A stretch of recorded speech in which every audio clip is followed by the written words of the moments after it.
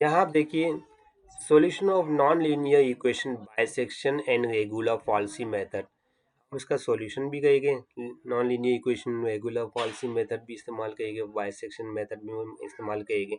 इसके अंदर मैंने आपको कुछ चीज़ें शो की, यहाँ पे डेफिनेशन भी है और एल्गोरिथम ऑफ मेथड, मेथड का एल्गोरिथम भी आपको दिया गया है इस स्लाइड के अंदर। इंट्रोडक्शन, सिंपल आपके पास इंट्रोडक्शन है नॉन लीनियर इक्वेशन का। ये चीज़ आपने देखना, many real world problem in science and engineering led to non linear equations of the form. इस तरह से आपके पास नॉन लीनियर इक्वेशन में F of x equal to zero, finding out solution of such equations analytical is often difficult or impossible, so we use numerical method। ये आपको यही चीज़ बतागा, जब कोई हम सवाल सॉल्व करने बैठते हैं तो आपको पता है जहाँ कैलकुलेशन बहुत ही मुश्किल लगती है, सही तरह आंसर नहीं निकलता, वो कैलकुलेशन बहुत ज़्यादा एडवांस होती है, तो वहाँ पे हम न्यूमेरिकल के मेथड को अप्लाई करते हैं। अब आप यहाँ देखिए, ये है बाइसेक्शन मेथड। इस बाइसेक्शन मेथड की ये खास कंडीशन आपको ज़हन नशीन करनी है। जब भी आपके पास कोई फंक्शंस गिवन होगा, उस फंक्शन में ऐसी वैल्यू पुट अप करनी है ए और बी, यानी पहले कोई ऐसी वैल्यू पुट करनी है, अगर इसमें किसी का आंसर पॉजिटिव आता है, दूसरा आंसर निगेटिव आता है, तो वो नंबर उसका रूट लाइज करेगा। ये सिंपल उसी के अंदर डेफिनेशन दी गई है। F of A, F of B, जब हमने ए और बी की वैल्यू सेलेक्ट कर ली, अच्छा कुछ जगह पे आपके पास ए बी की वैल्यू पहले से गिवन होती है, अगर नहीं गिवन है तो इस फंक्शन में कोई भी ऐसा नंबर पुट करना है, -1 -2 3 4 5 6। फर्स्ट टाइम अगर कोई फंक्शन में वैल्यू पुट करते तो एक दफ़ा प्लस में आंसर आ जाए, अगेन पुट करते तो दूसरा माइनस में आ जाए। ये कंडीशन से कि दोनों में, एक में प्लस और माइनस आंसर आए, उस फंक्शन में दोनों को मल्टीप्लाई करते तो लेस देन जीरो आएगा, इसकी कंडीशन है। वो नंबर जो ए बी वाले हैं वो उसका रूट्स कहलाएंगे। अगर रूट्स नहीं गिवन है तो आपने निकालना होगा। The interval A B is repeatedly held until the roots is approximated within a desired accuracy। जब हम सवाल आगे सॉल्व करेंगे तो ए और बी की value time to time change होती जाएगी जब तक आपका आंसर नहीं आता। अब कब चेंज होगी उसकी मैं आपको कंडीशन बता दूं। देखिए अल्गोरिथम, अल्गोरिथम में ये वही आपको पता है कि ए बी की वैल्यू अगर दोनों को फंक्शन में पुट किए तो उनको मल्टीप्लाई करते हैं तो लेस देन जीरो आएगा आंसर। अब ये सी आपके पास क्या है, ये फार्मूला है C equal to A plus B divide by two. यानी जब सी की वैल्यू हम निकालते हैं तो इसके बाद एफ ऑफ सी, यानी फंक्शन में जो वैल्यू थी उसमें सी की वैल्यू पुटअप करना है, वो निकालना है।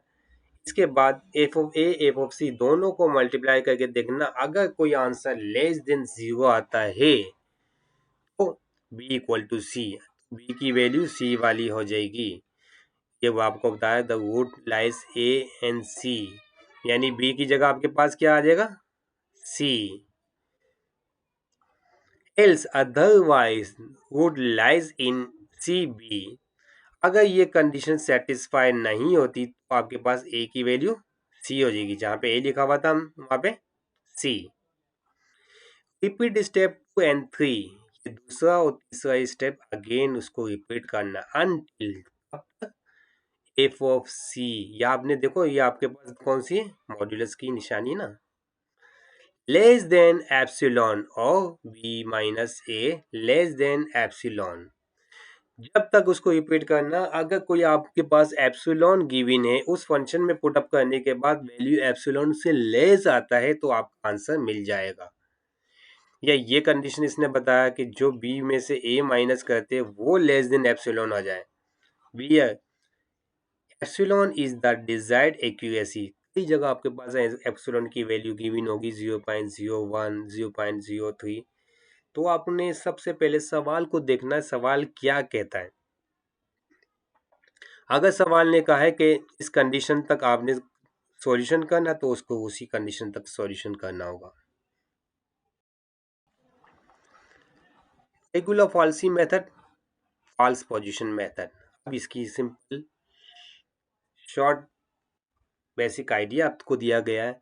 सिमिलर टू बाइसेक्शन, ये बाइसेक्शन मेथड जैसा ही है, but uses a secant line to approximate the wood more efficiently. आपको वो ये जो लाइन है, अभी तो ये चीज़ नहीं पता चलेगा, जब आप कैलकुलेशन करोगे तो वो मैथमेटिक्स में आपको पता चलेगी इसमें क्या बता रहा है। इंस्टेड ऑफ मिड पॉइंट, जैसे हमने पहले मिड पॉइंट निकाला था, wood is approximate by the point where the chord connecting, जब आपके पास जो chord कनेक्ट होगा वो इस पॉइंट्स पे कनेक्ट होगा। crosses the x axis, अच्छा ये आपने फार्मूला याद करना है, ये रेगुलर फॉल्सी मेथड का फार्मूला है। रेगुलर फॉल्सी मेथड भी आपको यही कहता है, जैसे हमने बाइसेक्शन मेथड अप्लाई किया था, सेम तकरीबन वैसे ही है, हल्का सा चेंज है बस, खाली जहाँ पे c की वैल्यू हम निकालते हैं यहाँ पे x की वैल्यू निकालनी है। अब इसका भी एल्गोरिथम आप देखो वही की वही है, जैसे हमने पिछली दफा बाइसेक्शन मेथड किया था, दोनों को नंबर को मल्टीप्लाई किया तो लेस देन 0 आया। इसी तरह से बाइसेक्शन मेथड में हमने c की वैल्यू निकाली थी, यहाँ पे क्या है x, a f of b minus b f of a divide by f of b minus f of a।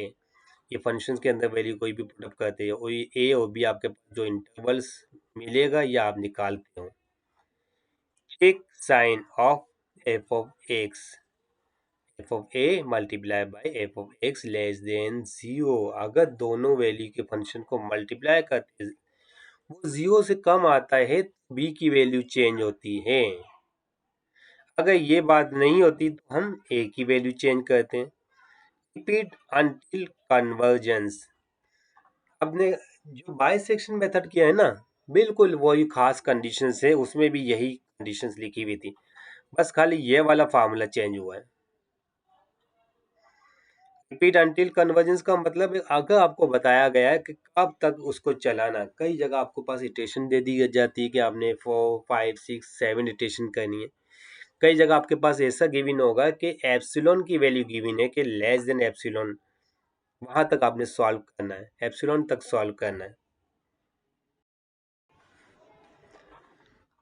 Example problem, find a root of f of x equal to, ये आपके पास एक function given है, interval भी आपके पास given है, इसने लिखा है यूजिंग बोथ मेथड, दोनों मेथड अप्लाई करने। कौन कौन से method?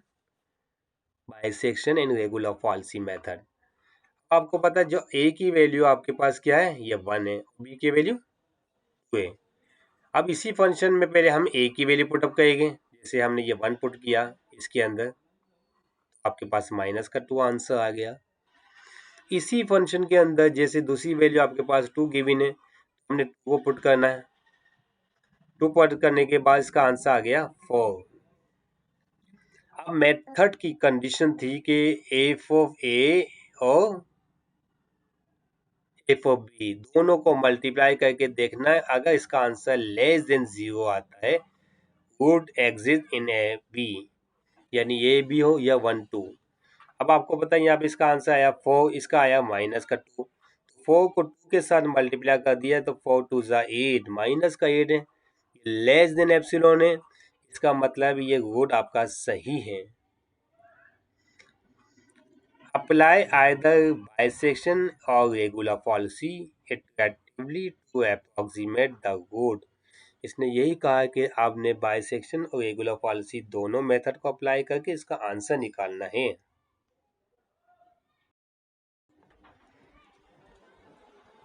Conclusion, both bisection and regular policy method are reliable, not finding technique for non-linear equation when the initial interval contains a sign change।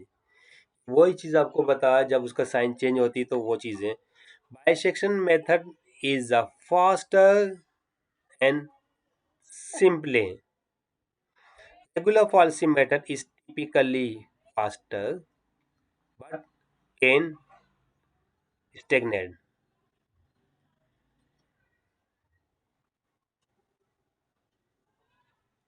वो आपने मेथड को सॉल्व करना और सॉल्व करके उसका आंसर निकालना है। Okay, thank you.